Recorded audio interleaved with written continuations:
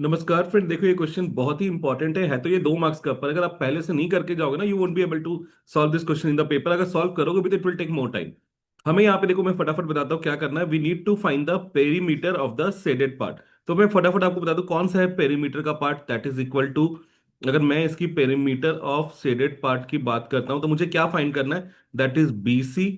फिर नेक्स्ट जो पार्ट हमें लेना है that is equal to A B. Next हमें क्या लेना है, ये जो आर्क यहाँ पे बना हुआ है सी ए, दैट इज हमें सी आर्क लेना। हमेशा जो स्टूडेंट्स का अप्रोच होता है, क्या करेंगे, यहाँ पे दे रखा है कि A B is perpendicular to O A, तो ये 90 डिग्री है। और स्टूडेंट इसे पाइथागोरस थ्योरम से सॉल्व करना चाहते हैं पर वो वहां पे फंस जाते हैं। ठीक है, ऐसे क्वेश्चंस में हमें क्या अप्रोच क्या रखना है, वो कैसे डिसाइड करते हैं कि हमें प्रूफ क्या करना है, वो हमारे लिए एक हिंट होता है कि हमें सॉल्व कैसे करना है। ठीक है, अब यहाँ पे देखो, पहले तो मैं एक एक करके ये तीनों पार्ट निकालने की कोशिश करता हूँ। सबसे इजी मुझे सी ए दिख रहा है, that is directly from the length of arc. तो मैंने यहाँ पे निकाला लेंथ ऑफ आर्क। ठीक है, कौन सा है length of arc, that is equal to C A. और फॉर्मूला क्या होता है, that is equal to theta upon 360 two pi R.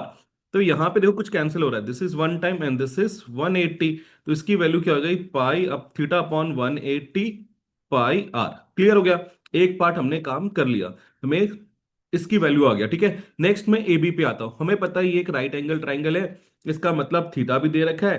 तो थीटा के सामने जो साइड होता है दैट इज अवर परपेंडिकुलर। जहां पे थीटा है वो क्या हो गया, बेस। और 90 डिग्री के सामने जो वो हमारा हाइपोटेन्यूस होता है। और हमें एक बात पता होना चाहिए, पंडित बद्री प्रसाद हर हर भोले। ठीक है, तो ये जो लास्ट वाला पार्ट है ये किसको डील करता है, टेन।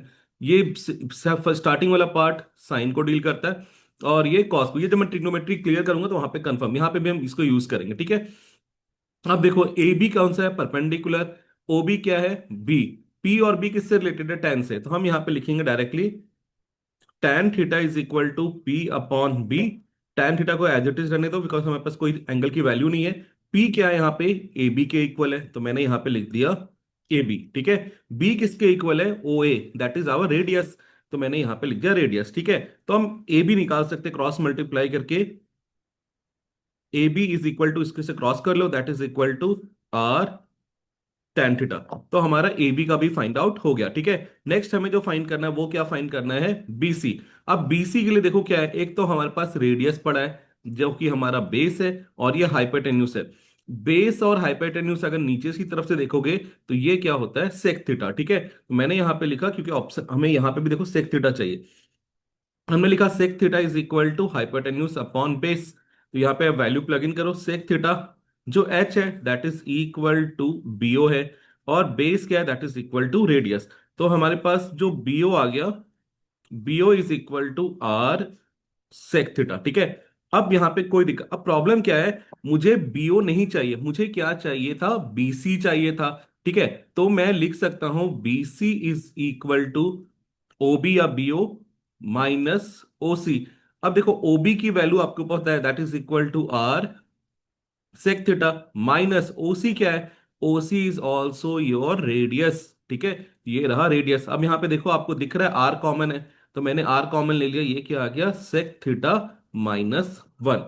अब आपके पास सारे वैल्यूज आ गए, बस आपको प्लग इन करना है। ठीक है, मैं फटाफट प्लग इन करके दिखाता हूं। तो पेरीमीटर क्या हो गया,